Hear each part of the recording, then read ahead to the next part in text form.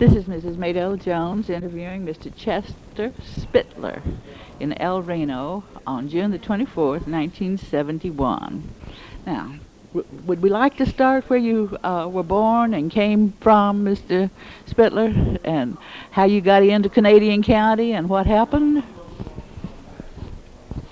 Just start out just like tell where I was born. You just tell anything you want to tell. I was born in Little Compton, Missouri, and I have a twin brother. He's about 20 minutes older than myself. We lived in Missouri until 1892, and we departed and come to Union City, Oklahoma, by train. We loaded what little stuff my father and mother had. They had 3 horses and 2 cows and a wagon and a plow and a cultivator and their household goods. And them and a family in Missouri by the name of Lucas chartered a car and shipped their belongings together. And my father settled on a farm 7 miles east of Union City. He paid $1,200 for this relinquishment. How big was it? 160 acres. And on that farm there was a sod house, a barn made in the bank of the creek, and there was a wooden pump in a well and a little wooden corn crib about 4 feet square and about 6 feet high, and 3 cottonwood trees, and that is all there was on that farm when we arrived. Did your father start farming then?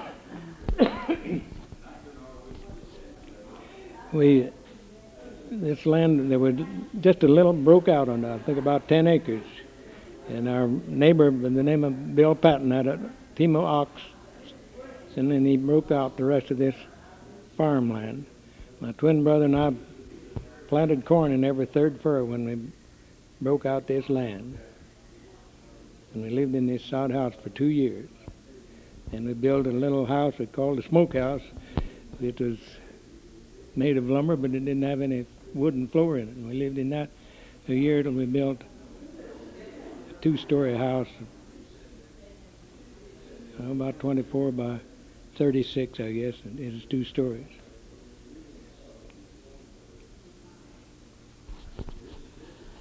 When did you leave there then? Did you get your education there and then come on here? All the education I had was at Prairie Creek School, 2 miles from this farmstead. Well, that's wonderful.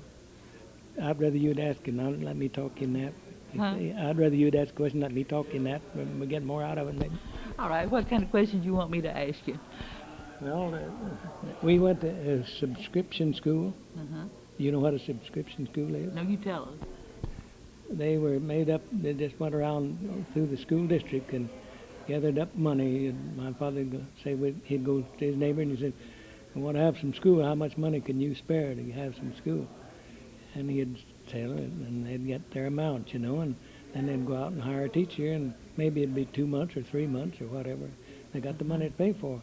That was before they had ad valorem tax. All this farmland, wasn't taxable until it was proved up on, and it was just personal property, and they didn't have very much personal property, so there wasn't any money available to run schools, and that's the first school we went to. Sometimes we'd go 3 months a year, and sometimes 4, and the teachers weren't too well qualified. I don't know where they got their teachers even. I don't know how I even learned how to read or write. No wonder I butcher up the English language like I do. Oh, no, that's not true. Oh, then you stayed with your father until when? I stayed with my father till I was 23 years old. Uh-huh. And married. And married. Uh-huh. I had a farm adjoining his farm, but I lived at home all the time. I had an 80-acre farm, and we went to housekeeping on that 80-acre farm. Uh-huh. But my father was a doctor. Oh, really? Yes, he's a medical doctor. And he had, would you like to hear something about his experience? Yes, indeed I would. He, of course, practiced in the Oklahoma Territory, and we lived in Oklahoma Territory, and 3 miles south of us across the river was Indian Territory. And he'd go over there and practice among the Indians. They lived in Indian Territory, 3 miles south of us, across the South Canadian River. And he had Negroes. And there was a settlement of Negroes 5 miles east of us. They had a school and a church at that time. And he had those and the Indians and the Negroes and the white folks. He practiced with all of them, you know. And he rode a horseback. Where did he come from? He my parents were both born in Ohio, and he went to Champaign, Illinois, the university, and at Keokuk School of Medicine at Keokuk, Iowa. Uh-huh. And he practiced medicine in Missouri before coming here, Oklahoma. Some of his experiences with practicing with the Indians, he wasn't very well paid or anything of the kind. No, he didn't expect much, but never did get very much pay. He went last time when he knew he wouldn't get anything. He charged $5 for baby delivery and just fees like that. And he pulled teeth and done. I remember one night a man come in the nighttime and knocked on the door, and my dad said, "Who's out there?" And he said, "John Westfall." That's a neighbor that lived a couple of miles. "What's the matter, John?" He said, "I want a tooth pulled." And he said, "All right, come in." And we was upstairs, you know, just above where he'd done this. He come in, and I suppose Westfall tried to tell him which tooth, you know, he thought was hurting. Anyway, he pulled a tooth. And he went off in a couple hours, same procedure. "Who's out there?" "John Westfall." "What's the matter, John?" "Well, I pulled the wrong tooth." So he come in and pulled another tooth. Well, with it all, I'm sure he was a very beloved man to be the only doctor in a place like Yes, that. he was. How many children were there in your family? There was 4 boys and a girl, daughter. And then how did you get to this part of the country? El Reno. How did you get to El Reno? I've never been in El Reno. I've always lived in that section down there south. Oh, I see. You're up from there. Yeah, well, I didn't yes, realize I'm a native of that Mustang community down there. Well, how interesting. There are many things that you can tell us that we haven't heard today. We just lived there all our lives, and my wife, father homesteaded in the land that we now own, and we've even developed that into a city now. It's all sold out in lots in Lake Homa, in addition to Mustang down there. Is that right? That's right. And we grew our family up out there. We had 3 boys, and they're gone. And we was always active there in the community. Have you stayed with farming, or? I carried mail 38 years, and farmed too. I was a rural mail carrier Mustang, 38 years. Tell us something about that. It was marvelous. I commenced with a horse, went a horseback and in a buggy, and then sometimes I'd go afoot, and sometimes I went on a tractor, and then got an automobile. And when they come in being, this was 1919 when I started carrying mail, and the car had Model Ts, you know, but the roads wasn't very good for a car, and when they get bad, I'd have to go back to the nature way. You're better off with the horse, huh? Yes, and I reverted back to the horse. Well, the old adage that the mail must go through is true then. It went through all right. It sure went through. And it was an enjoyable, and I liked it and served my people well. And when I was 70 years old, Uncle Sam told me not to come back. So I've been retired 14 years. Kidding, you're not that old. I was born in 1887. Don't believe it. I sure was. No, I don't believe that. This Jones girl that I married, I've had her 61 years. Well, us Jones, we live a long time, you know.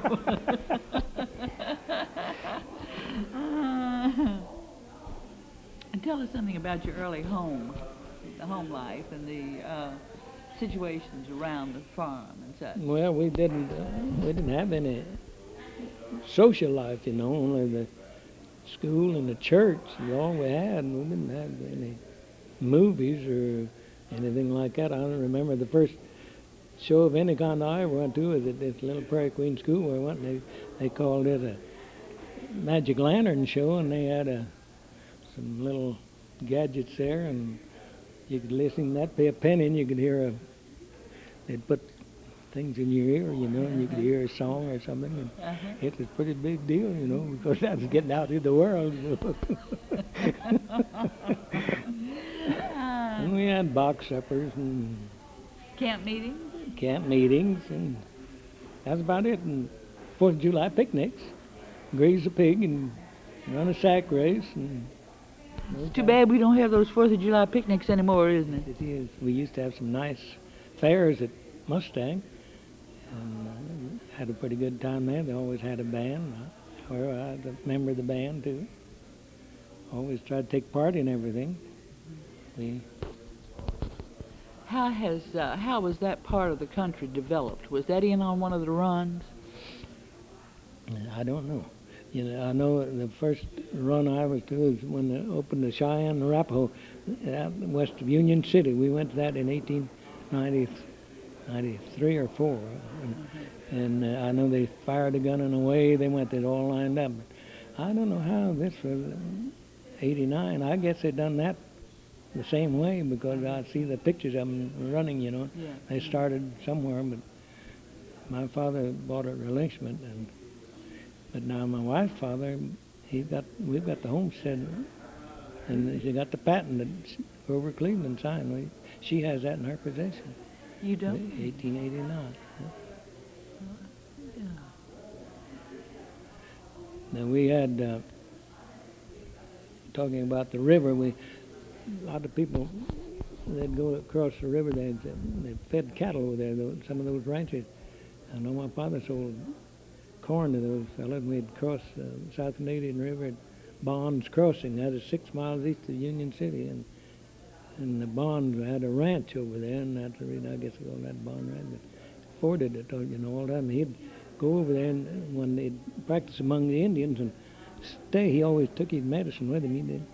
He had a little pharmacy of his own in it at home, you know, and he'd make his own prescriptions. And they'd get word that the doctor was in the community, and he'd maybe be gone a day or two. He wouldn't want to cross the river at night time. If he couldn't get out before night time, he wouldn't tackle the river. It was pretty treacherous. You know. Not too much water in, but there's always holes and quicksand and that stuff. By that time, the white and the Indians were rather friendly, weren't they? Oh, yes. Yes, they were really friendly. They would no scalping, and I guess they'd all passed that. And we didn't have any trouble with the colored people either. You did? No, he had one man, black man that had a white wife, and they had 6 children, and he told us 3 of those children are fair and 3 of them are just as black as coal. Goes back a long way, doesn't it? Yes, it does. It sure does. It really does. I carried mail to a Civil War veteran, a colored man, and he had been a slave, and he used to tell me about his slave, and his masters, you know, some of them was mean to him, and some of them weren't. He run away from this one master, and they got him in the army, and he said he sassed a army officer one time, and they tied him up with the thumbs and let him hang till sundown. Just his feet couldn't quite touch the ground.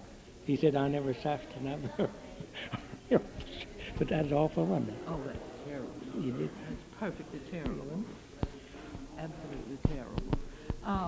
Do you remember much about the political change in that part of the state or in the state? Have you had much been exposed to that much? Oh yes, but I served too long in the federal service. You know, I couldn't take any part in politics. They wouldn't let us talk politics or hardly think politics, but kept it under my hat all the time. I remember him telling about this Dennis Flynn. His son died just this Yes. So Dennis, Street affair. yes. He died just last week. Yes. There used to be a character, and her name was Jones, lived here in this town. Did you ever hear of Auntie Jones? No. Never did. No. She's a colored lady, and some of the Flynn was a Republican. Some of the Democrats here in town said, "Now, Andy, there's a big preacher coming to town, and said we're going to give you $10 if you sit on the front seat and holler amen." Said he's oh, Dennis Flynn arrived, you know. They got started, and they gave her the nod when Dennis started talking, you know, and she began to, amen, bless the Lord, hallelujah. And they said he just run him out. He goes, Merrill Woodall told you that story. He never did. No, we don't have that story.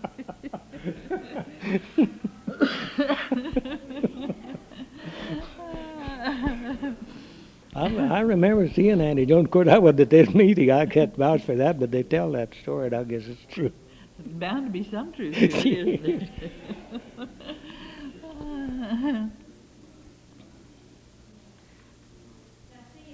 How many children do you have? I have 3 sons. 3 sons. Mm.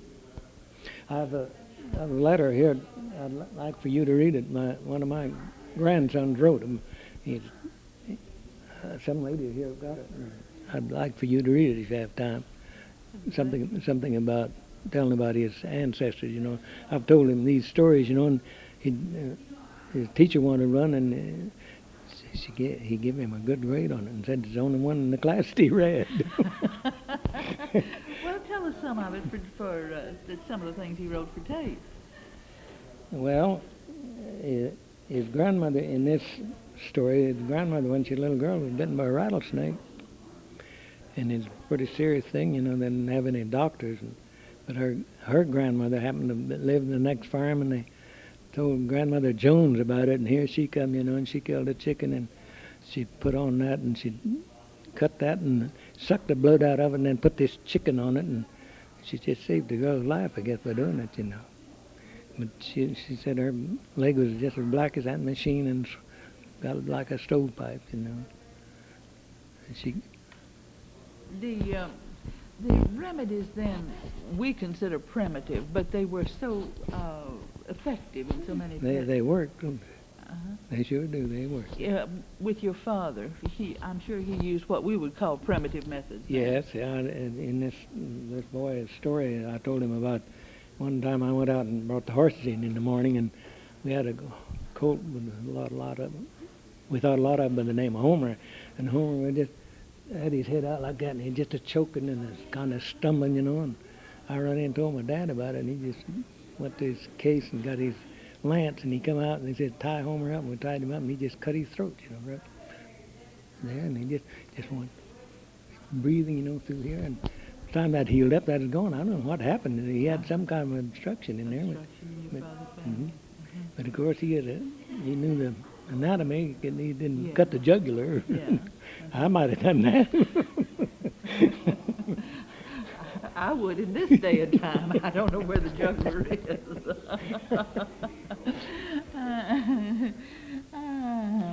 I remember too that my mother could always tell when my father had a patient that was worrying him, you know, he was worrying about him.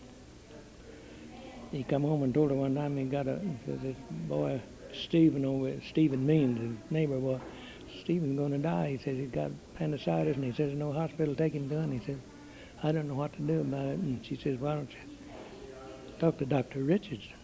Dr. Union City. He said, that's a good idea. And he went over and talked to the doctor, and they decided they'd just perform that operation there in the home. And they got that boy on the table and operated on him and saved his life, you know. There's 2 doctors.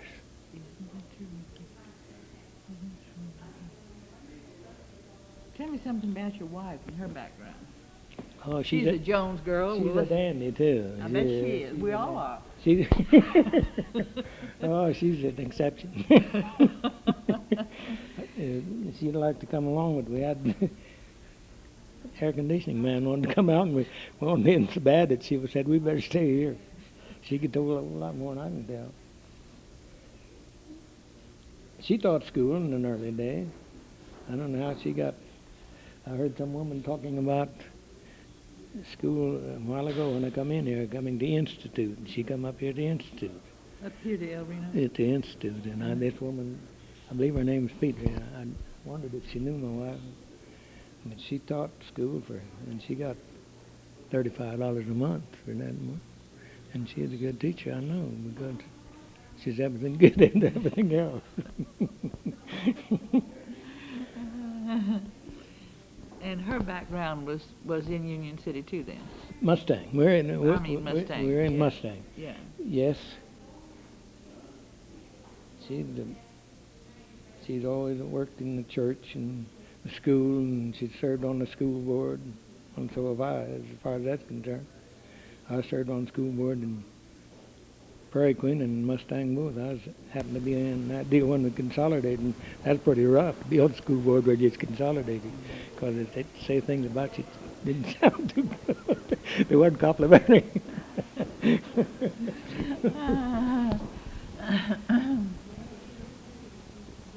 He wore a big old hat, and it was too big for him, and he folded the brim under his in the crown and with a point in the back and the front. He's kind of an Indian type fella. He lived among Indians long. I think he's about half Indian. But anyway. Who was he now? His name's Bill Patton. And we'd run on the rattlesnake, and he'd hear him rattle, and he'd stop his oxen, and he'd go out and he'd kind of do that way, and kind of charm them and reach down and pick them up in the back of the neck, and they always throw their mouth open, and he always had a big old chew of tobacco in his mouth. But when they opened their mouth, he just spit some of this amber in their mouth, and he'd just kill them just as dead as a marker. The time they hit the ground, they're dead. They didn't wiggle around like you do when you cut the head off. They're just dead. Well, I never heard such Well, a it thing. sure done it then. We should use more of that now. Then. I don't know anybody though that's willing to hold a rattlesnake and spit in his mouth. Do that. And he'd have a gunny sack with him, and in the last round before dinner, he'd take his gunny sack along. He'd gather up his snakes, and at noon, while his oxen were resting, he'd skin those snakes, and he'd fry the fat, and that was his medicine for rheumatism and what have you. He'd take the skin and make a hat band or a belt or whatever. And he told me, and she said, "Oh my goodness, here we are with 3 kids." But they stayed. Living was a lot different then. Yeah. I remember one evening a man coming riding in. He'd ridden his horse pretty fast. It's so hot and Patton, just like his sides were going like that, and the sweat was dripping off. He rode up and he says, "Doc, how much you charge coming to my place?" He lives 6 miles, and he said, "Oh, about 75 cents." He says, "My baby's sick like hell." He says, "I wish you'd come right away." I just wonder what he'd have done if he'd have said $1, $1.50. He'd just turned around and rode off. He wasn't. I just wondered. I don't know. The values were so different, weren't they? They sure were. Sure were. Not price, but values That's right. were so very different. Now, if he couldn't have afforded your father, He'd went anyway. Yeah. He'd went anyway. Yeah. I know, because he's just that kind of guy. He'd go whether he knew he was going to get anything or not. He thought they needed it. Have you been in cattle or just? Big Red? Have you been in cattle? Have you worked with cattle? Yes. Uh-huh. Always had cattle. Uh-huh. I miss them more than anything else since I Do you? retired. I'd always breed my cows so they'd come fresh in March and April. And you get up in the morning and look out over the pasture, and maybe you'd see 5 or 6 white heads sticking out over there. We sure do miss them. I'll bet Yeah, you sure do. do. You expect to stay there? Yes. We've lived in this one place there 50 years. Just across from where my wife fathered a homestead. Just across the corner. Well, we don't move around much. Stay put. Well, I imagine just looking around the museum here, there must be many things in your home, your wife's home, that are comparable to things that are here. Oh, yes. My father's medicine case and stuff's over here. And saddlebags. Is that here? Yes, and the saddlebags and all. That's his stuff. That's his picture up there, the middle one. Oh, really? He took. The uniform? Mm-hmm. Uh-huh. That was when he was at Champaign, Oh, Illinois. uh-huh. He must have been one of the first doctors in that part of the country then. Yes. I don't know whether Dr. Richardson come to Union City after we come there. I don't know whether there's a doctor there when he come, and he never wanted to go to town. He was kind of a country boy like the rest of us guys. Kind of wanted to be out among the cattle and nature. He was a pretty good doctor, if I do have to say it. You know this Frank Ball here? Uh-huh. He used to be their doctor, his father's doctor. He brought Frank in the world. Frank told me a while ago he just weighed 3 pounds. And they had him in a makeshift incubator. Yeah, that's right. How long did your father live? He died in 1925. He's 73 years old. He'd been 73 in August. In October, he died in August, and he'd been 73 that October. What was his, I can't see, what was his initial? J.B. J.B. Jonas Beaver Spitler. And mine's C.J., and I'm Chester Jonas Spitler. Uh-huh. And I have a son, Chester Jonas Jr., and this grandson that wrote this article about his parents is just born 100 years, pretty near to the day of this, my father. This daughter-in-law told me, said, well, Granddaddy, we're going to have another baby. And I said, well, when is it? She said, in October. I said, why don't you have the 4th of October? I said, that's my dad's birthday. He's born 1852, and this is 1952. She says, well, we'll try, and she missed it by, he's born the 15th instead of the 4th, just 100 years later. Well, when it comes to the country as itself and the people in this part of the country, what do you find that is so terribly different now than you grew up with? Well, I don't. Those pioneer people had something that none of us have got. I can't put my hand on it. They had. I don't know what. But now, take my parents. And my wife's parents. They each had 3 children, and just buckle up and come to a place where you wasn't guaranteed a thing. You didn't know whether you'd have water. You didn't know whether you'd have food. And you didn't know whether you'd have. Of course, my father had medical attention, but these other folks didn't. And it just took a whole lot of something that we haven't got. I haven't got it. I don't think I have. Wonder where we lost it. I don't know. But people, I think, basically people are honest, don't you?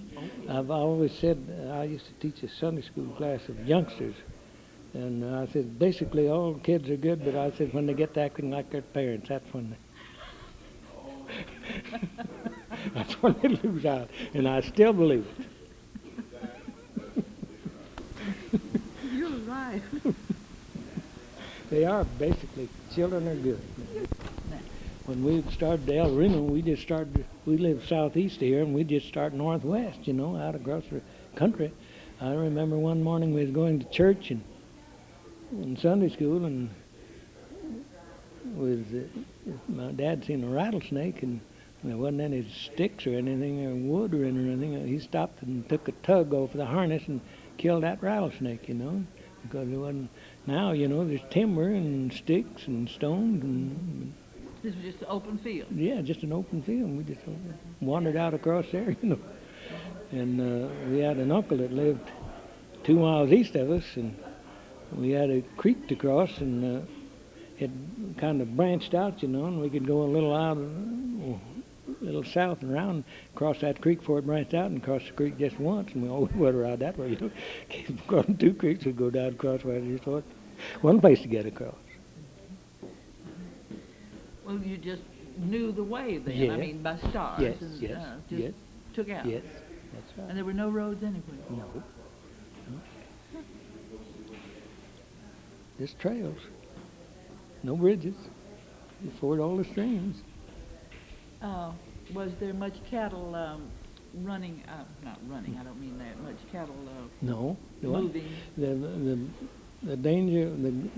The people. The thing they feared the most in an early day, as I remember it as a kid, was prairie fires.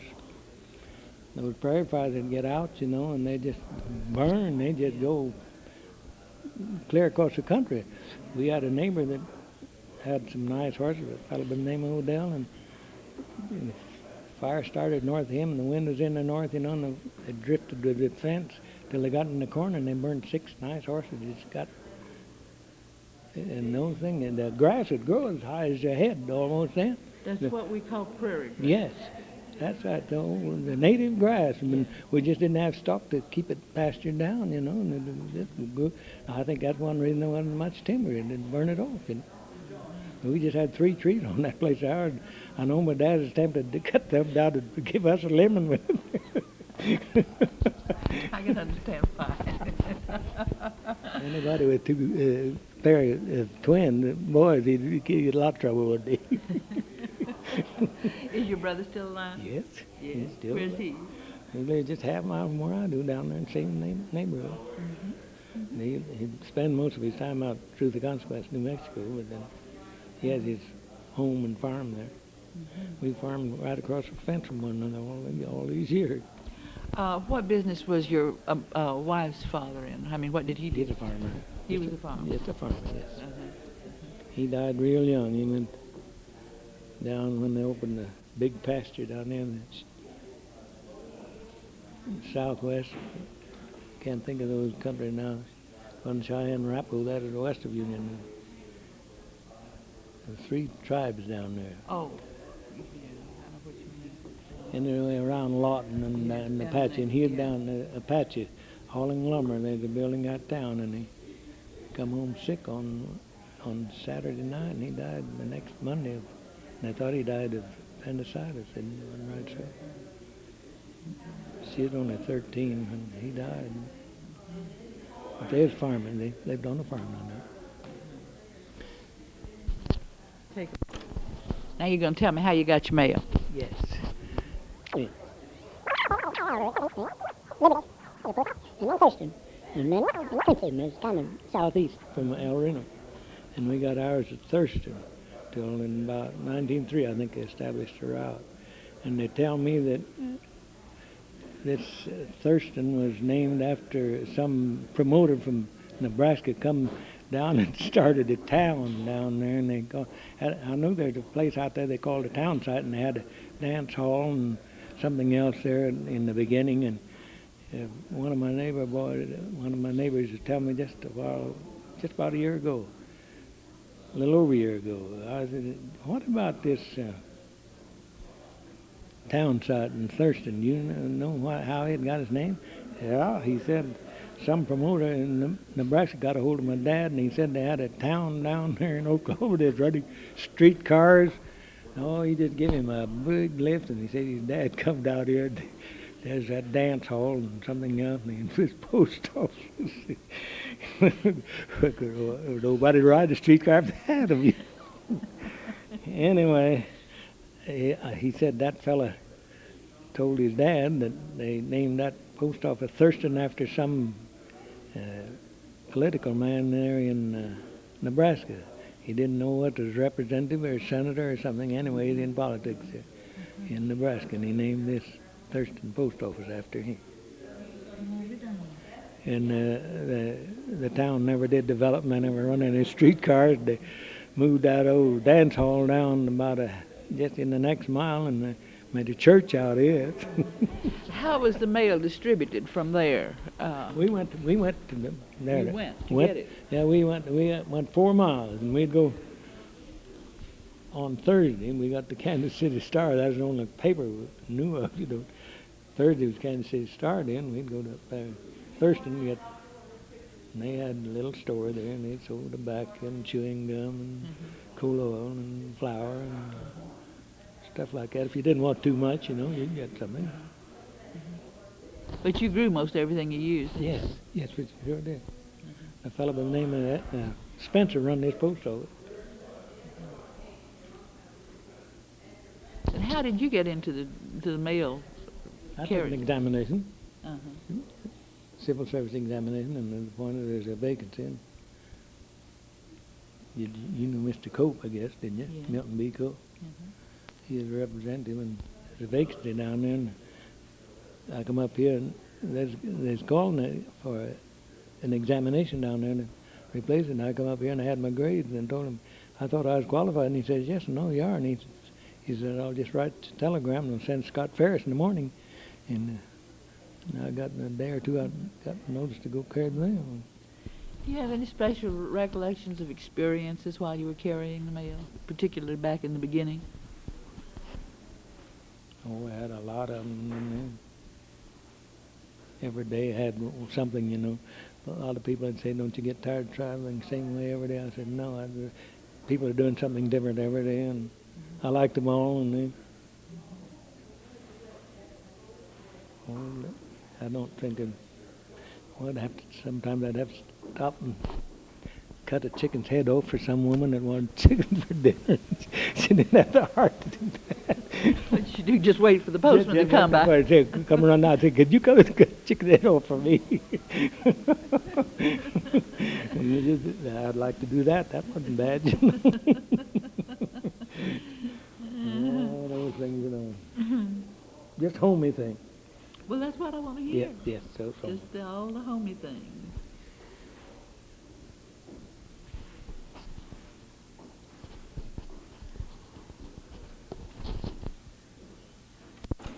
Now. 1917, we started Nebraska, and the first day out, we got to Guthrie. Stayed all night in Guthrie, and the next day we got as far as Pond City.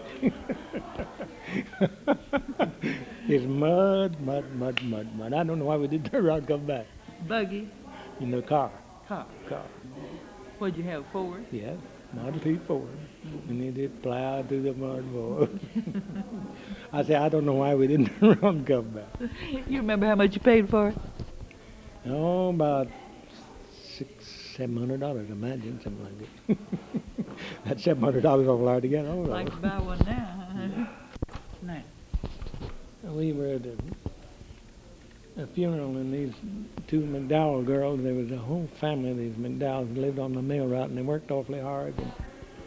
And they said to us that day, said, Mr. Spitler said, we just want to tell you that when you was our mail carrier, we used to be so tired and we'd think we couldn't make it, but you'd come along and holler at it and talk to us and said, it just rest us so. I thought, wasn't that nice for him to tell me that? Well, you're a happy man. Why not? But that was nice, I thought. Isn't it wonderful when somebody... And I want to pay you a compliment. You've been a charming person to talk with, and I thank you so very, very much. Same to you. I'm glad your name is Jones. Thank you, Mr. Spitler. My wife, Leona Jones. This is Maydell Jones interviewing Mr. Frank Ball in El Reno, June 24, 1971. Now, Mr. Ball, you said that you really would like to talk about agriculture in this part of the... Yes, ma'am. Okay, let's go. You want to hold it? My father, my family, all the way back, were farmers that I know of. My grandfather left Illinois when my father was 2 weeks old in a covered wagon and came to Kansas. And he farmed in Kansas. And then my folks came to El Reno, Oklahoma in 1897 on the Rock Island. They got a room at Mrs. Hall's rooming house here in El Reno, and my dad got a job at a feed store the next morning with a Mr. Bender that did business here in El Reno.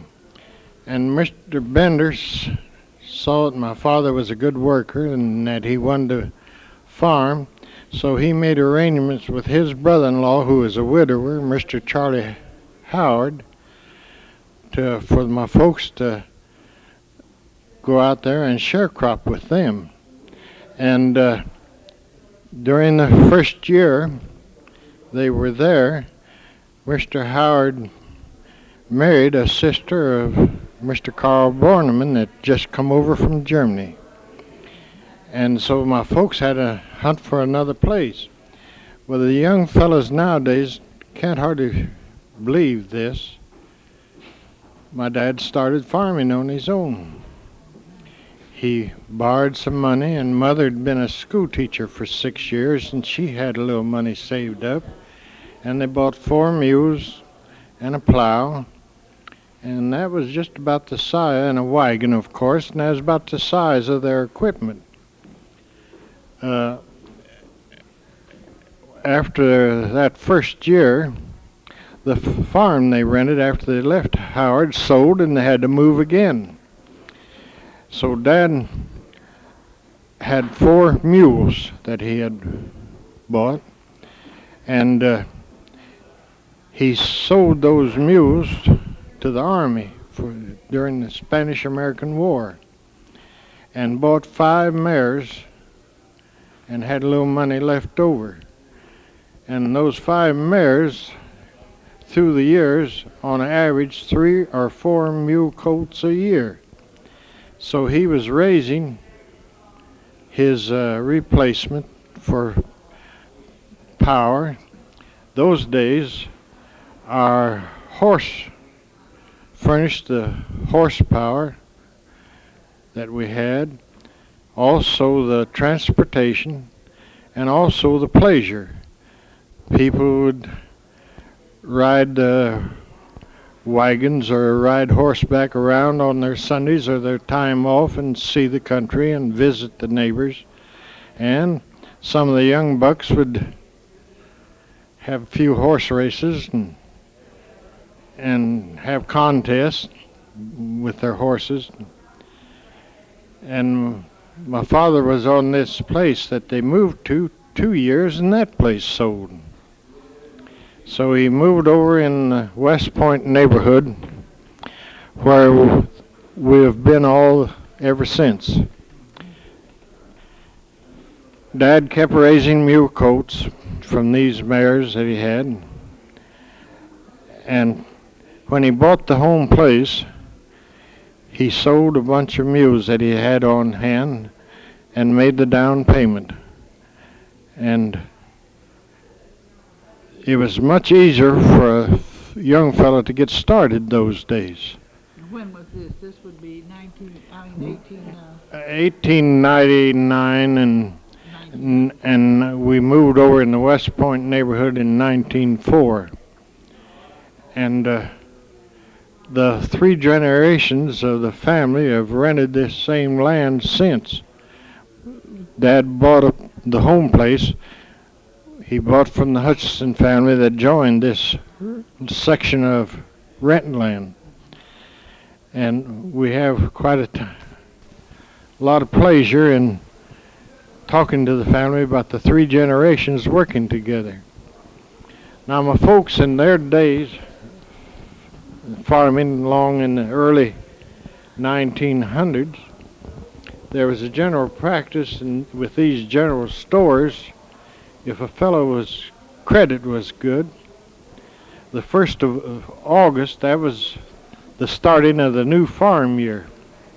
They'd go into the storekeeper and make arrangements for the year's credit.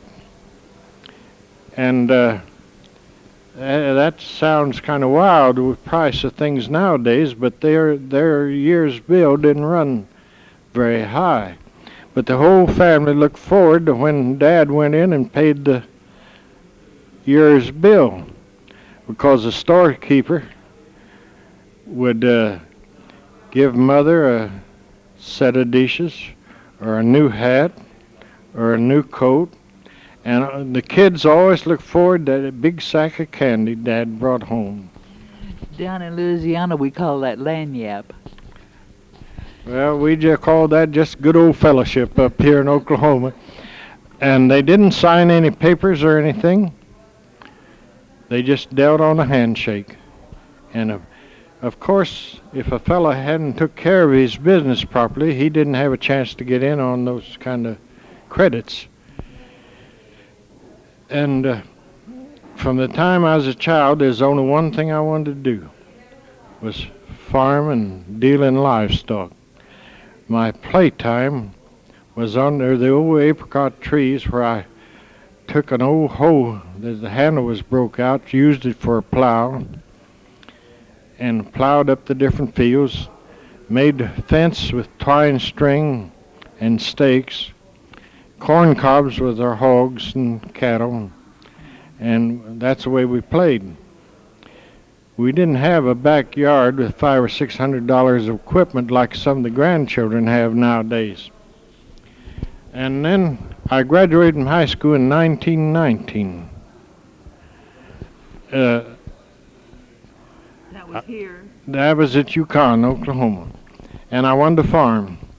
And I had a chance to rent 320 acres of ground. I went into the old banker 2 weeks before school was out and told him what I had and what chance I had to get land to farm. He wanted to know what I had. I had $10 in my pocket and a pony and her coat. But I had a chance to trade the pony and her coat for a pair of small mules that wasn't broke, which I found out was quite a job by the time I got those little rascals broke. And he said, "How much money would you need?" Well, I figured it'd be $2,000. I'd need 1,000 right away to buy teams with to break the soil for the wheat crop. And then another 1,000 later for equipment. And these young fellows nowadays can't hardly believe this, that he just fixed a note and I signed it. Nobody signed or anything else. He knew my family. He knew they'd work. And he hoped I would, I'm sure. And then along in 23 and along there when times got tough, I sometimes wondered if he didn't wonder why he made a loan like that. I tell people that when I get a notice about a note being due, when times got tough, that when he reached in the note cabinet and pulled out that note and held it up, it looked like he was burning his fingers. I'd tell him sometimes I can pay the interest, but I guess we'll just have to renew it. Sometimes I'd have to tell him, well, I guess we'll have to add the interest in and make a new note. But we finally got it paid off. I was married in 1925, and I was lucky enough to marry a girl that was willing to go on with farming, and she could get more out of the garden, more canned, and raise more chickens than anybody in the country almost. So we raised a family of 5, and one of those 5 is a farmer. And oh boy, the difference in the way he farms and the way they did when my father started out. Had a visitor out at the farm a while back, and he's looking around at all that machinery, and he said, "My Lord, got over $100,000 invested in machinery alone around here." And he's milking around 120 head of cows now. It would shock you to see his milk check. It'd also shock you to see his expenses. But they have a family of 6 children out there, and some of those children I'm pretty sure is going to carry on the ball part in agriculture. Have a little granddaughter that she might not be too interested in the house, but you ought to see her getting her calves ready for the fair and helping her dad feed calves and take care of things outside. Another granddaughter is the best little housekeeper you ever saw. So we have a big time with our grandchildren. And I'm sure there'll be some of the Ball family go down through history fighting the soil. And loving it is right. And there's one thing I can brag about beside my family, and that is I left all the land I farmed better shape than when I started with it. We worked with the soil conservation, and they did wonders for this country. We had the land we were operating, we had 7 ponds. Had fish in them, and that didn't make us unpopular with the country or our city friends. And we had a lot of terraces. And when you stop to think about it, those terraces might be a little bit of a nuisance, have to turn sometimes, but you're driving your tractor on the level, and that don't take fuel like going up and down hills. And we're real proud of Oklahoma in agriculture. Our county, which we feel like we have a part in, for 3 straight years now has been the #1 agricultural county in the state. And we've got to be quite a livestock county. I can't say offhand just how many head of cattle we have, but there's many places that has 300 or 400 head of good cattle, and they're really well-bred, sturdy type of cattle that really go ahead and do good in the feedlots. And we're here in Canadian County. We're just 30 minutes from Packentown at Oklahoma City, and that means a whole lot on expenses of getting livestock to market. And they have the feeder stalker auction in Oklahoma City every Thursday. And if you read the Daily Oklahoman, it lists in there from which counties livestock come from. And it's very interesting to see how many head come from Canadian County. Going back to your father farming and you farming, what were your main problems? What were your fears? What were the things that really had you the most apprehension? We was always wondering about the weather. In Oklahoma, you can get the showers. I want to repeat what an old drifter that worked for me 2 or 3 different times said. He'd been all over the country, and he'd always say, "Frank, there isn't anything wrong with Oklahoma. A good shower won't cure." And I've always thought about that, and that pretty well sized it up. And a fellow that works his ground and prepares it, my son now has a system of the stubble mulch. After harvest, he follows the combine with a disc and chops the stubble up and the straw up, and then he follows up with a chisel that tears the ground loose all the way from 12 to 18 inches deep. And you just plowed? We just plowed, and when you were plowing with 4 or 5 horses and the flies were real bad and it was real hot, it was awful easy to pull the lever back a notch and not go as deep as you should. And in those days, like when my father and I plowed with 4 horses on a 12-inch gang plow, we could generally hire somebody that would work for $1 a day and his room and board. Now you take, we won't, but they would go out and they'd plow from 5 to 6 acres a day. But now, those big tractors my son has, he sends a man out and he can plow as high as 45 and 50 acres a day. But his help cost him $12 to $15, maybe $18 for that time. The thing is, though, that you did with what you had. Of course, we understand the progress and how magnificent progress is, particularly in the agricultural lines. But you and your father did with what you had. Oh, yes. My father, I skipped this when I was telling about him getting started. He didn't have a binder, but all the neighbors knew that he would work. And that was the day when you were real neighborly. He'd make a deal with some of his neighbors. If they'd cut his wheat, he would shock theirs and help them with their thrashing. And the way he'd work, well, they were all glad to make the trade.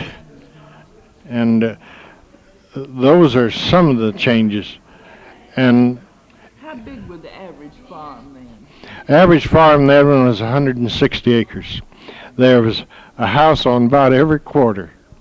And nowadays you can drive 3 or 4 miles and not pass a house. Like my son farming over 1,000 acres, and does it easier than we did with 160. And then we all milked a few cows, like 6 or 7. When we were farming, my wife and I, why, it got up to around 20. And at first we sold cream. And like when my father and mother first started out, they had 1 or 2 cows, and mother would make butter. And I always laughed about the old merchants. They were awful careful not to raise their voice so the other customers wouldn't hear. Oh, I'm glad to see you bring that in. I always use that for myself.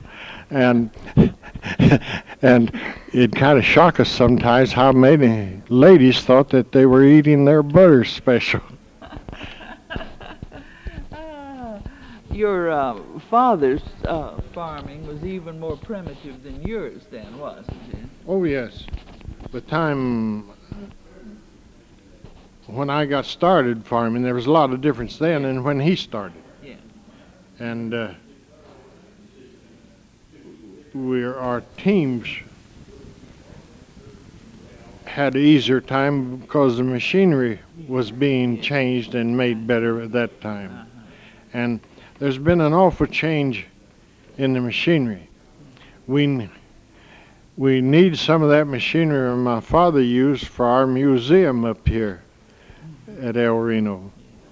And we are hoping to get a shed built for the early day machinery. Do you have some of it? We have 3 pieces out here in the yard, an old grain wagon, an old 1-row corn planter, and a double shovel cultivator. In the early days, there was a lot of corn raised in this county. Nowadays, I doubt if there's 100 acres of corn raised to be harvested as corn. Why was that? Because of the water situation? Yeah, the drought in Oklahoma would generally come in the early Julys and catch it just about when they needed. This spring, my son was counting on planting corn to put in the silo for silage for those milk dairy cows, but it was so dry this spring he didn't get to plant it. And now he's planting Sudex and kind of maize that grows real fast that we never heard of those days, and to put in the silo for feed. Well, corn and hay then were the things that you raised for feed for cattle. Corn, oats, and hay. Yeah. And when I started even, we stacked our hay loose in stacks. And we have a hay knife back here in the museum that the youngsters want to know what that was for. And instead of uncovering the whole stack when you went to feed, you just uncovered enough to make a wagon load, a hay rack load, and then next day you'd cut off another slab, and it worked out real well. And nowadays, my son, on feeding silage, it makes me envious. When I was operating another helper, and I would take a truck or a team and wagon, and we'd work most of the day feeding cattle. Now he goes out and touches a button, in 15 minutes can feed 125 head. But the labor situation forces him to do such as that. Well, it was not only the fact that more people knew and worked the land, but there was also that friendliness that you spoke of a few minutes ago, wasn't there? Oh, yes. Even when I was farming, that neighborliness was what got us by. Long in the 30s, when our family was small, money just wasn't. We neighbors would change help thrashing, putting up silage. Well, everything that we did, we'd help each other. And now you don't see very much of that. And we raised a lot of corn in the early days here because it come handy. A lot of the people that made the run just had 2 horses. Now, which run was this? 1889. And they could take that one team and a walking plow and break some ground on their place. And then they could work it up with those 2 horses. And then they could take a walking lister and lay off the rows, take that 1 horse planter and follow down the furrow and get it planted. Take 2 horses on an old walking cultivator, which I have ran, and I can't say I enjoyed it too much. And then when they laid their corn by, just 2 horses on the wagon to shuck corn, and that was their equipment. The small grain, they needed at least 4 head to work the ground, and for the binder, and some of them just didn't have that. And in our country down there, a lot of corn is raised. And down in the Mustang country, down south of us, I've seen Mustang Town almost covered up with corn. Piled, not only the cribs full, but all over the vacant lots down there. And then in those days, they fed a lot different. They would just feed their steers that they were feeding out ear corn. There was a feed grinding mill in the neighborhood 3 miles west of us, or Mr. Hopper. A horse would go around the grinder, and we'd run in with a bucket of feed and pour it in, and then when they come around, we'd step back and then go in and get the ground feed and carry it out, and that was quite a job. But nowadays, my son has a grinder mixer that he hooks on behind his big tractor, and he grinds his own dairy feed right there and mixes it according to whatever mixture that he decides on. And another thing I want to tell about the changes, in the early day, my father just did hardly keep any records at all, and I wasn't. Well, I might as well confess, my wife kept our records. And now my son's Dairy Herd Improvement Association, he sends it off for these machines, what you call it, computers. And then every evening, he has about an hour's work putting down what all his help did that day, what machinery he used, how much fuel they used, and he sends it to be computerized. And so that makes it pretty easy for his income tax, but sometimes he's kind of shocked how much he has to pay. Mr. Powell, it's been perfectly wonderful talking with you, and we thank you so very much. The tape's just about run out, and I'm sure that we will enjoy this, and many, many people will enjoy it. It's been fun visiting with you today. I have 2 great-grandchildren and 19 grandchildren, so I hope to have many more.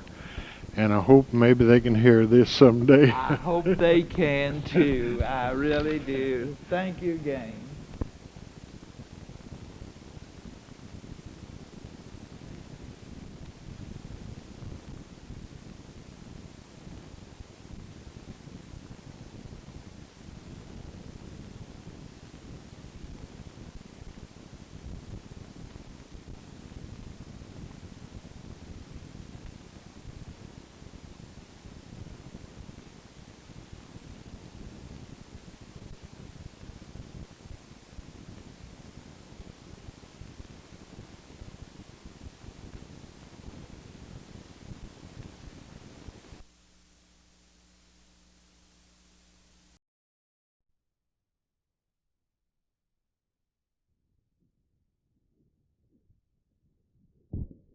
This is Mrs. Maydell Jones interviewing Mr. Chester Spitler in El Reno on June the 24th, 1971. Now, would we like to start where you were born and came from, Mr. Spitler, and how you got into Canadian County and what happened? Start out just like where I was born, and You just tell anything you want to. I was born in Little Compton, Missouri, and I have a twin brother, about 20 minutes older than myself. We lived in Missouri in 1892, and we departed and come to Union City, Oklahoma, by train. We loaded what little stuff my father and mother had. They had 3 horses and 2 cows and a wagon and a plow and a cultivator and their household goods. And them and a family in Missouri by the name of Lucas started a car and shipped their belongings together. And my father settled on a farm 7 miles east of Union City. He paid $1,200 for this relinquishment. How big was it? 160 acres. And on that farm there was a sod house, a barn right in the bank of the creek, and there was a wooden pump in a well, and a little wooden corn crib about 4 feet square and about 6 feet high, and 3 cottonwood trees, and that was all there was on that farm when we arrived. Father started farming there.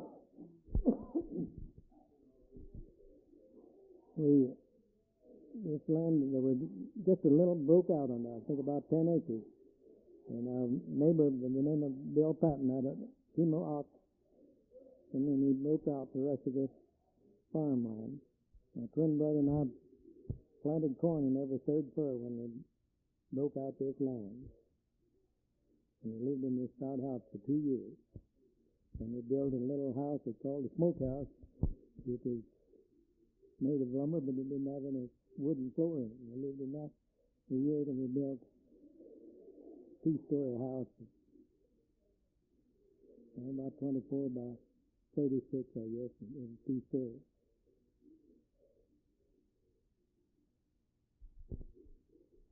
When did you leave there then? Did you get your education there and then come on here?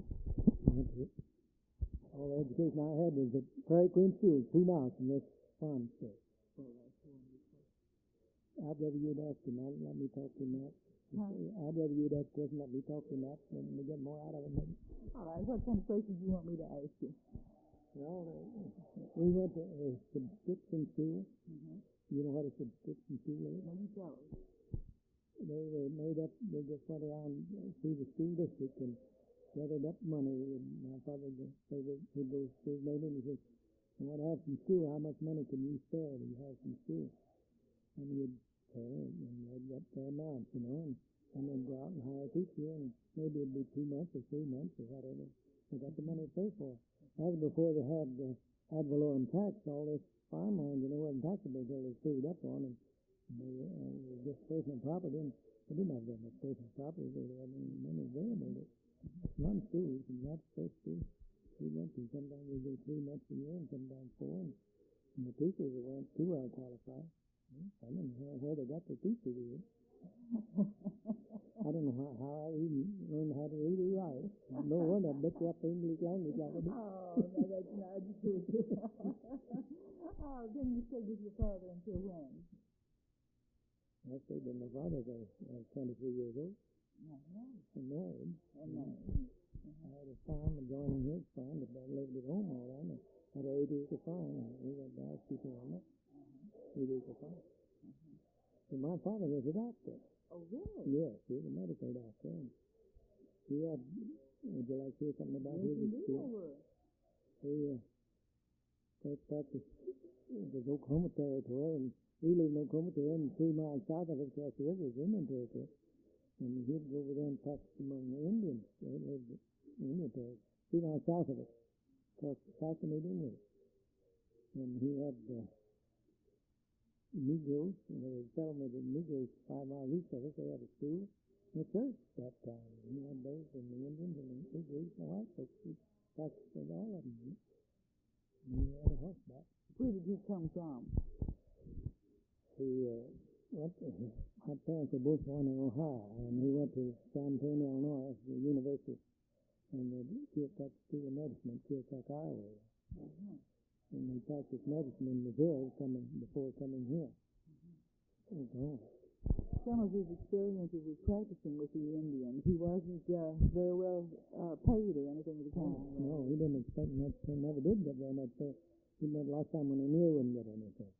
He charged $5 for baby delivery and just things like that. And he sold peace. And then I remember one night a man come in the nighttime and knocked on the door, and my dad said, "Who's out there?" And he said, "John Westfall." That's a neighbor that lived a couple of miles. He said, "What's the matter, John?" He said, "I want a tooth pulled." And he said, "All right, come in." And we was upstairs, just above where he'd done this. He come in, and I suppose Westfall tried to tell him which teeth, he thought was hurt. Anyway, he pulled tooth. And he went off, and then a couple hours, same procedure. Who's out there? "John Westfall." "What's the matter, John?" "Well, I pulled it all the teeth." He come in and pulled it other tooth. Well, we could all, I'm sure he was a very beloved man to be the only doctor in the place. Yes, yes. How many children were there in the family? There was 4 boys and a girl. And then how did you get to this part of the country? El Reno. How did you get to El Reno? I've never been in El Reno. I've always lived in that section down there south. Oh, I see. You're up from there. Yes, I'm a native of that Mustang community down there. Well, how interesting. There are many things that you can tell us that we haven't heard today. We just lived there all our lives, and my wife's father homesteaded the land that we now own, and we even developed that into a city now. It's all sold out in lots in Lake Home area, and a decent Mustang on it. That's right. And we grew up there. We grew our family up out there. We had 3 boys, and they're gone. And we was always active there in the community. Have you stayed with farming, or? I carried mail 38 years and farmed too. I was a real mail carrier Mustang, 38 years. Tell us something about that. It was marvelous. I come up to a horse, went a horseback and a buggy, and then sometimes I'd go afoot, and sometimes I went on a tractor, and then got an automobile, and when they come in doing this was 1919 when I started carrying mail, and the car had Model T's, but the roads wasn't very good for a car, and when they get that, I'd have to go back to the nature way. You better off with the horse, huh? Yeah, and I reverted back to the horse. Well, the old adage that the mail must go through is true. It went through, all right. It sure went through. And that was an enjoyable. I liked it and served the people well. And when 70 years old, Uncle Sam told me not to come back. So I've been retired 14 years. You're not that old. I was born in 1887. I don't believe it. I don't believe that. This Jones girl down there, I've had her 61 years. Well, us Jones, we live a long time,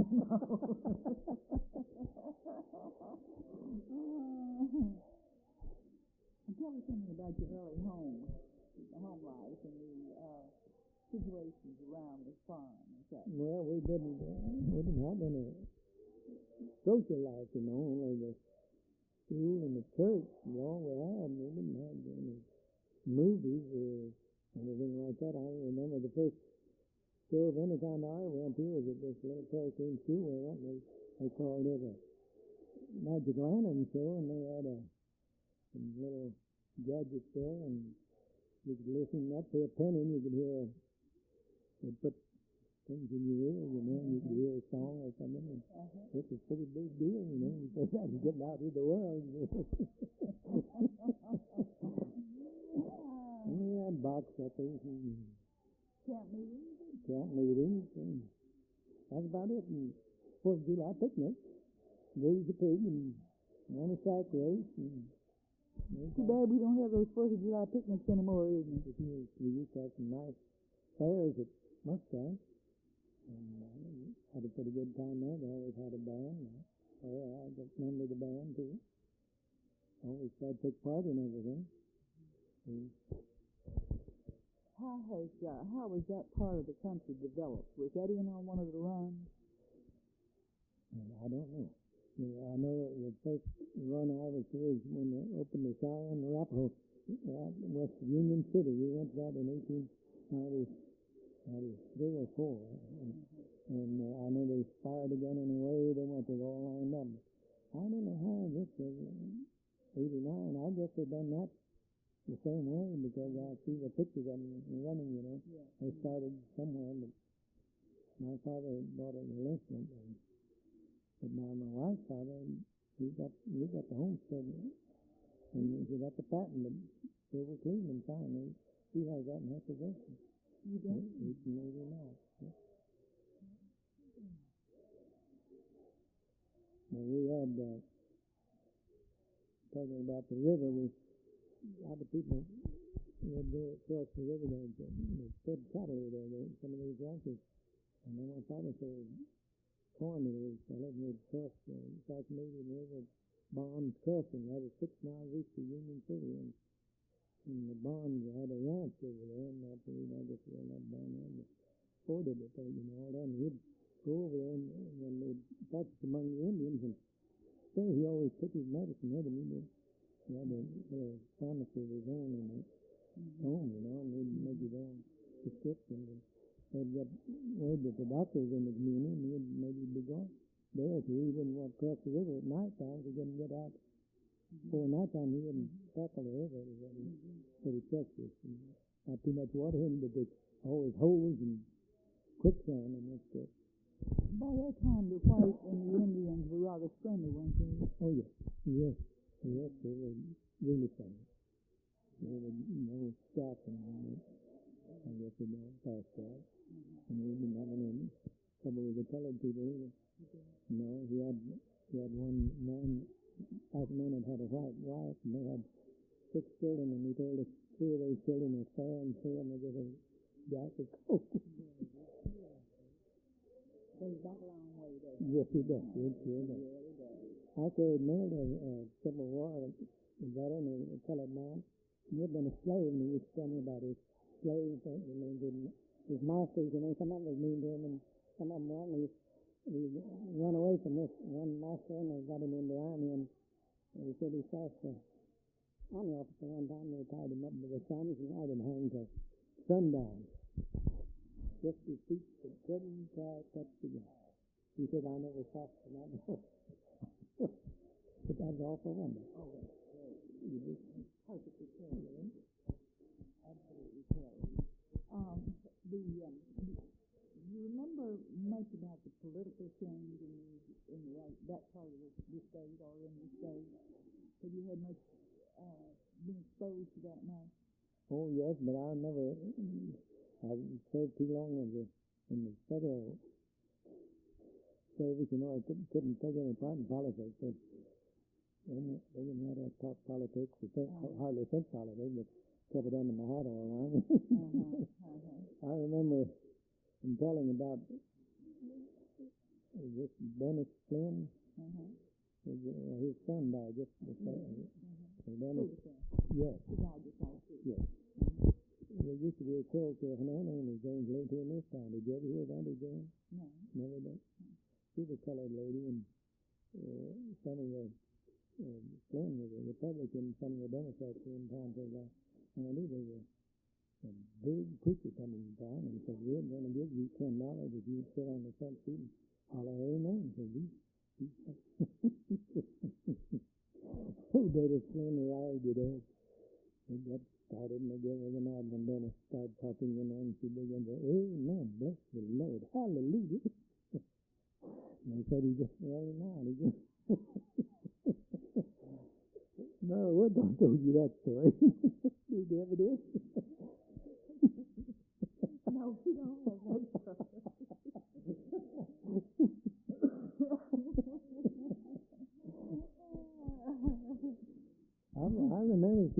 don't quote that with this meeting. I can't vouch for that, but they tell that story. I guess it's true.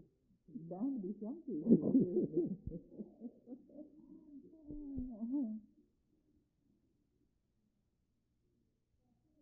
How many children do you have? I have three sons. Three sons. I have a letter here. I'd like for you to read it. One of my grandsons wrote it. Some lady here got it. I'd like for you to read it this time. Something about telling about his ancestry. I've told him these stories. And his teacher wanted to run, and he gave him a good grade on it. And said he's the only one in the class he read. Well, tell us some of it for some of the things he wrote to Kate. Well, his grandmother in this story, his grandmother when she was a little girl was bitten by a rattlesnake. And it's a pretty serious thing, them having a doctor. But her grandmother happened to live in the next farm, and told Grandmother Jones about it. And here she come, and she killed a chicken, and she put on that, and she cut that and sucked the blood out of it, and then put this chicken on it, and she just saved the girl's life, I guess, by doing it.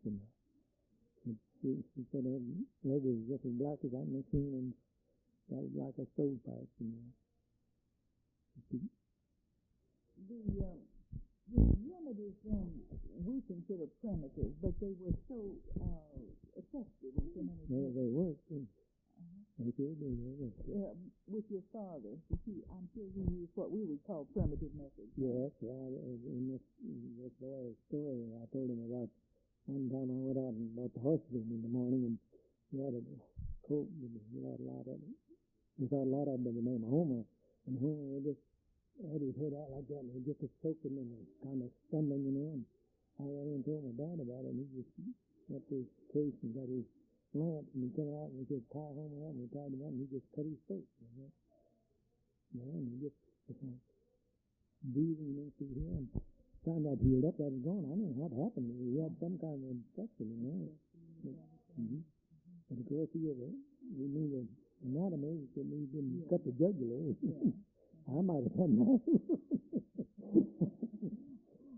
I would in this day and time. I don't know where the jugular is.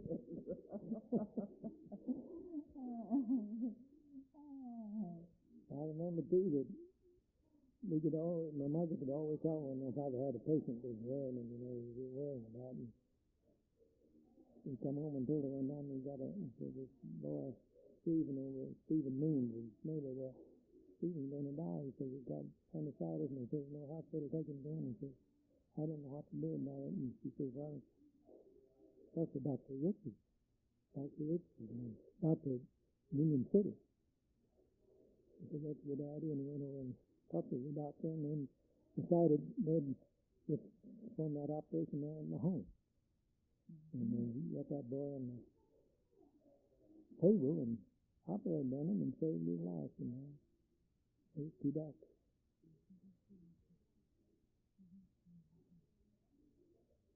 Tell me something about your wife and her background. Oh, She's a Jones girl. She's a dandy too. I bet she is. We all are. Oh, she's a conception. If you'd like to come along with her, air conditioning man wanted to come out, and on him so bad that she said, we'd better stay here. She could do a lot more than I can do. She taught school in another day. I don't know how she got. I heard some woman talking about school a while ago when I come in here, coming to the Institute. She come up here to the Institute. What's here the other one? It's the Institute, and this woman, I believe her name is Spitler. I wondered if she knew her.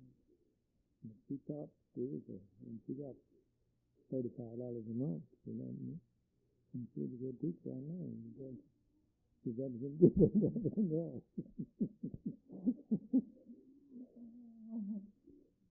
And her background was Union City too, then?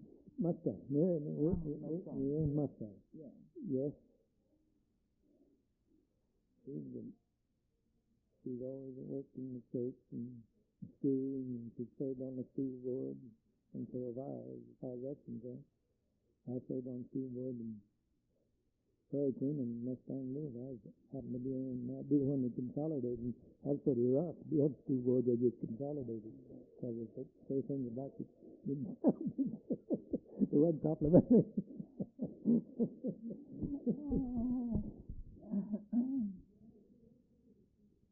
He wore a big old hat, and it was too big for him, and then he folded the brim under his in the crown and with a point in the back and the front. He probably did be a type fellow. He lived among Indians long. I think he was about that big. But anyway, Who was he? his name's Bill Patton. And he'd run on the rattlesnakes, you know, and you'd hear him rattle, and he'd stop, he'd talk to me, and he'd go out and he'd kind of be that way, you know, and kind of come and reach down and pick him up in the back of the neck, and they always show their mouth open, you know. And he always got a big old spear at the back of his mouth. But they'd open their mouth, he'd just stick some of this amber in the mouth, and he'd just kill them just as dead as a mackerel. By the time they hit the ground, they're dead. They didn't wiggle around like they do when you cut their head off. They're just dead. I never heard Yeah, this. sure done it, yeah. We could use more of that now. I don't know anybody though that's willing to hold a rattlesnake and spit in his mouth. Do that. He'd have a gunny sack with him, and then last round before dinner, he'd take his gunny sack along, he'd gather up these snakes. And meanwhile, the oxen were racing, he'd skin those snakes, and he'd fry the fat, you know, and that was his medicine for rheumatism and what have you. He'd take the skin and make a hat band and belt and that. And he told Ma about that. And she said, oh my goodness, I was 3 kids out. But they stayed. Living was a lot different then. Yeah. I remember one evening a man coming riding in. He ridden his horse pretty fast. It's hot and they passing, and I just like his sides were going like that, and his foot was dripping off. He rode up and said, Doc, how much you charge coming to my place? He lives 6 miles, and he said, oh, about 75 cents. He said, my baby stick like hell. He said, I wish you'd come right away.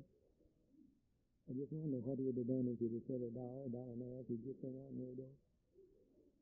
But I just wondered. I don't know. The values are so different, weren't they? Sure.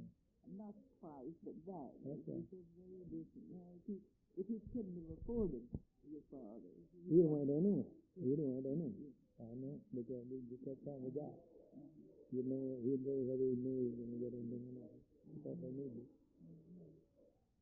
Have you been in cattle or just... Have you been in cattle? Have you worked with cattle? Yes. I always had cattle.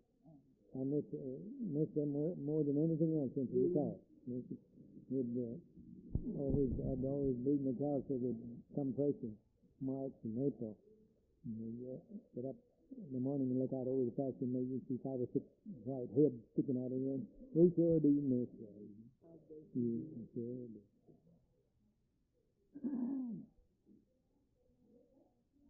You expect to stay there? Yeah. We've lived in this one place for 50 years. Just across from where my wife's father's homestead. Just across the corner. Well, we don't move around, man. Well, I imagine just looking around the museum here, there must be many things in your home, your wife's home, that are comparable to things that are here. Oh, yeah. My father's medicine case and stuff over there. And saddlebags. Yes, and the saddlebags and all. That's a picture up there, the middle one. Oh, really?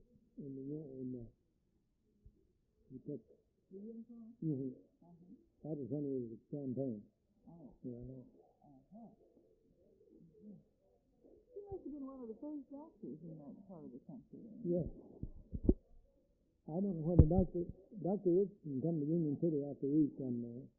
I don't know whether there's a doctor there when he come, but he never wanted to go big town. He was kind of a country boy like the rest of us guys. Kind of wanted to be out among the cattle and nature.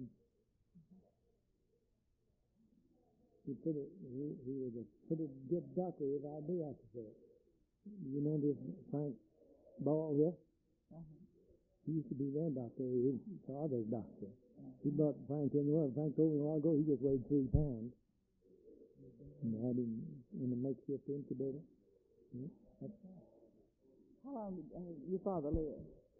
He died in 1925. He was 73 years old. He'd been 73 in August. In October, he died in August. He'd been 73 after October. What was his, I can't see, what was his initial? J.B. Jonas Beaver Spitler. And mine's C.J. and I'm Chester Jonas Spitler. And I have a son, Chester Jonas Jr. And this grandson that wrote this article about his parents was just born 100 years, most couldn't ever get over this. My father.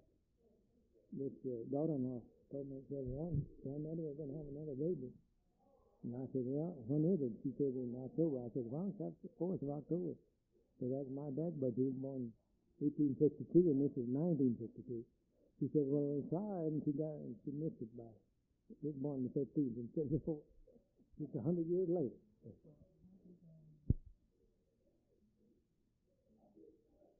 When it comes to the country as itself and the people in this part of the country, what do you find that is so terribly different now than you grew up with? Well, I don't. Those pioneer people had something that none of us had got. I can't put my hand on it. They had. I don't know what take my parents and my wife's parents.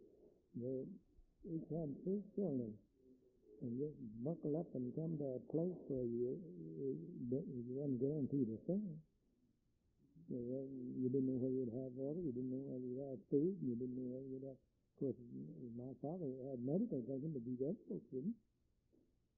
And it just took a whole lot of something that we hadn't got. I haven't got it. I don't think I have. Wonder where we lost it. I don't know. But people, I think, basically people are honest, don't you? I've always said, I used to teach a Sunday school class of youngsters, and I said, basically all kids are good, but I said, when they get back and like their parents, that's when that's what it is, and I still believe it. You're right. They are basically children of good. When we started El Reno, we live southeast here, and we just started northwest, out across the country.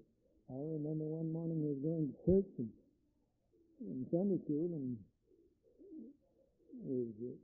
my dad seen a rattlesnake, and there wasn't any sticks or anything, or wood or anything, and he stopped and took a tug over the harness and killed that rattlesnake, because it wasn't.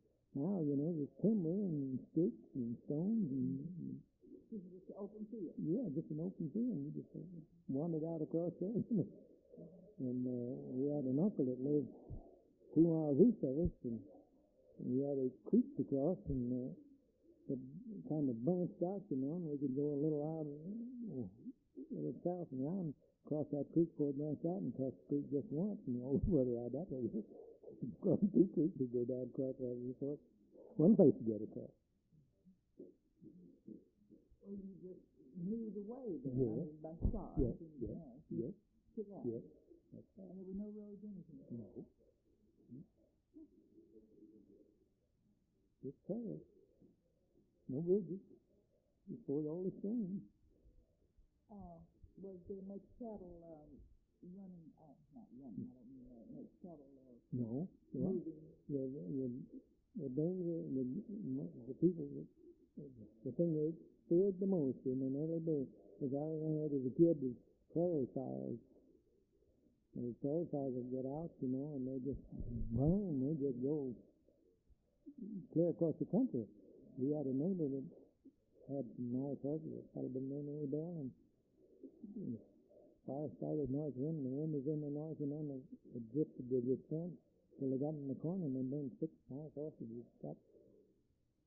And those things, and the grass would grow as high as your head almost, eh?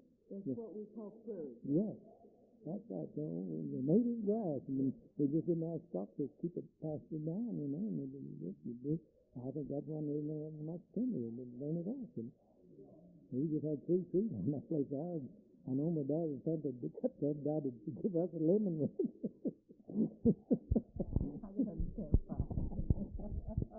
Anybody at twin boys, you get a lot of trouble with it. Is your brother still alive? Yes. They just half mile wide down there in Southern neighborhood. He spent most of his time out through the construction next to it.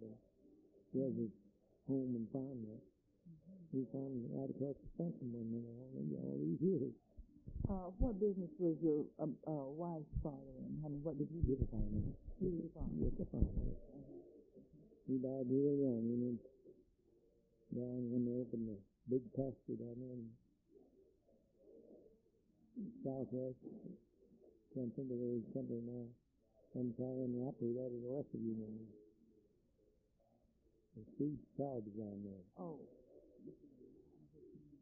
And they were around Lawton and the Apache. And he was down there, Apache, hauling lumber. There's a building out town, and he come home sick on Saturday night, and he died the next Monday. I thought he died of appendicitis. He was only 13 when he died. But they was farming. They'd done a farming. Now you're going to tell me how you got to Maydell. Yes.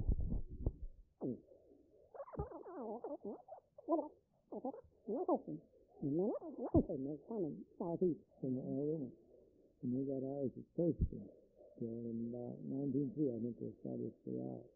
And they tell me that this Thurston was named after some promoter from Nebraska come down and started a town down there. And I knew there was a place out there they called the town site, and they had a dance hall and something else there in the beginning. And one of my neighbors told me just about a year ago. A little over a year ago. I said, what about this town site in Thurston? Do you know how it got its name? Well, he said some promoter in Nebraska got a hold of my dad, and he said they had a town down there in Oklahoma. There's other streetcars. Oh, he just gave him a big lift, and he said his dad comes out here. There's that dance hall and something else, and this post office. Nobody ride the streets after that of me. Anyway, he said that fella told his dad that they named that post office Thurston after some political man there in Nebraska. He didn't know what was representative or senator or something. Anyway, he was in politics in Nebraska, and he named this Thurston post office after him. And the town never did develop, and I never run any streetcars. They moved that old dance hall down about just in the next mile, and there's a church out here. How was the mail distributed from there? We went to the there. We went 4 miles, and we'd go on Thursday. And we got the Kansas City Star. That was on the paper. Knew of it. Thursday, Kansas City Star. Then we'd go to Thurston. They had a little store there, and they sold the basket and chewing gum and cool oil and flour and stuff like that. If you didn't want too much, you could get something. But you grew most everything you used. Yes, it sure did. A fellow by the name of Spencer run this post office. How did you get into the mail? I took an examination. Uh-huh. Civil service examination, and they found there was a vacancy. You knew Mr. Cope, I guess, didn't you? Nothing to do with it. He was representing the vacancy down there. And I come up here, and they called me for an examination down there. He says, and I come up here and I had my grades, and told him I thought I was qualified, and he says, yes, no, yeah, and he said, I'll just write a telegram and send Scott Ferris in the morning. And I got in a day or two, I got noticed to get paid now. Do you have any special recollections of experiences while you were carrying, particularly back in the beginning? Oh, I had a lot of them. Every day I had something. A lot of people would say, "Don't you get tired of song and singing every day?" I said, "No, people are doing something different every day, and I like them all." And I don't think sometimes I'd have to stop and cut a chicken's head off for some woman that wanted chicken for dinner. She didn't have the heart to do that. You just wait for the postman to come by. I said, someone run out and said, "Could you cut a chicken's head off for me?" I'd like to do that. That wasn't bad. Those things, just homey things. Well, that's what I want to hear. Yes, great things. Just all the homey things.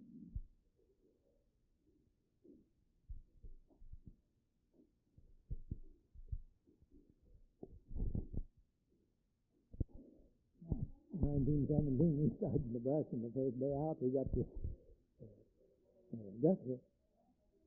We don't know in Guthrie, and the next day we got as far as Pond City. It's mud. I don't know why we didn't go around and come back. Buggy? In the car. Car. What'd you have, forward? Yeah, 92 forward. And we just fly through the mud road. I said, I don't know why we didn't go around and come back. You remember how much you paid for it? Oh, about $700, imagine, something like it. That $700 all to get on. Like that one now. No. We were at a funeral when these two McDowell girls, there was a whole family of these McDowells who lived on the mill route, and they worked awfully hard. And they said, Mr. Spitler said, "We just want to tell you that when you was our military, we used to be so tired and we simply couldn't make it, but you'd come along and holler at it and talk to us and say, it's just rest your soul." I thought, wasn't that nice for him to tell me that? You're a happy man, why not? But that was nice, I thought. Isn't it wonderful when somebody... And I want to pay you a compliment. You've been a charming person to talk with, and I thank you so very, very much. Same to you. I'm glad your name is Flynn. Thank you, Mr. Spitler. My wife, Leona Jones.